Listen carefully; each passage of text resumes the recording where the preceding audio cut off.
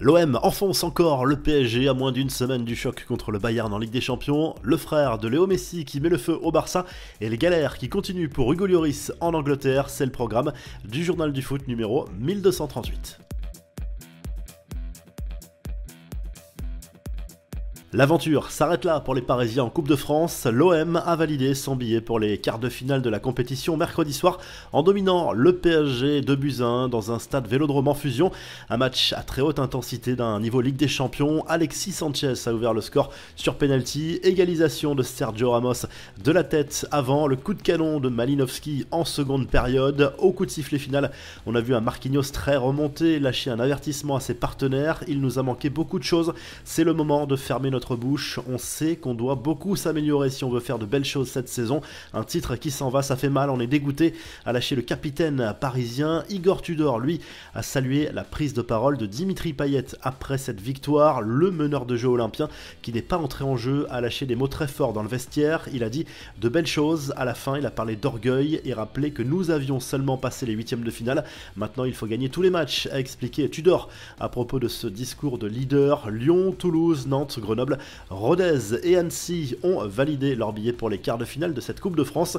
Lorient accueille Lens dans la soirée. Le rétropédalage du frère de Lionel Messi, les déclarations de Mathias Messi ont fait beaucoup de bruit en Catalogne. Dans un premier temps, il a conditionné un retour du champion du monde argentin au FC Barcelone à un départ du président Joan Laporta. Nous n'allons pas revenir à Barcelone et si nous revenons, nous allons faire un bon nettoyage et notamment virer Joan Laporta, un homme ingrat, a notamment lâché Mathias Messi. Le clan Messi joint par Sport s'est tout de suite désolidarisé de ces déclarations. Finalement, le frère de Léo Messi a fait marche arrière en expliquant qu'il s'agissait juste d'une blague et que le septuple Ballon d'Or savait ce qu'il devait au Barça dans son immense carrière. Quoi qu'il en soit, la tendance est plutôt à la signature d'un nouveau contrat de Messi avec le PSG, de l'aveu même de la presse catalane. Il y a deux options à l'étude, la première pour un contrat d'1 an, la seconde pour un bail d'une saison avec une autre en option.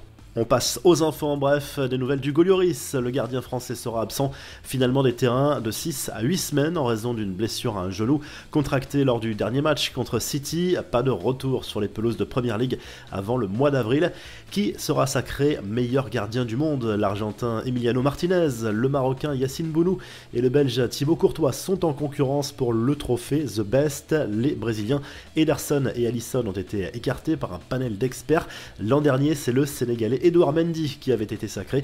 La cérémonie aura lieu le 27 février et Manchester United, bientôt sous pavillon qatari selon le Daily Mail. Des investisseurs du Qatar devraient prochainement formuler une offre pour s'offrir les Red Devils. La famille Glazer, propriétaire du club, aimerait récupérer un chèque de 7 milliards d'euros. La revue de presse, le journal de l'équipe consacre sa une à la victoire de l'OM contre le PSG en Coupe de France. L'aventure est terminée pour les joueurs de Christophe Galtier qui avaient pourtant à cœur de reconquérir ce trophée cette année. Tirage au sort des quarts de finale dans la soirée. En Angleterre, le Daily Express Sport revient sur ce match de Première Ligue entre Manchester United et Leeds. Mené 2-0, les Red Devils sont parvenus à arracher le match nul de partout grâce à Sancho et Rashford.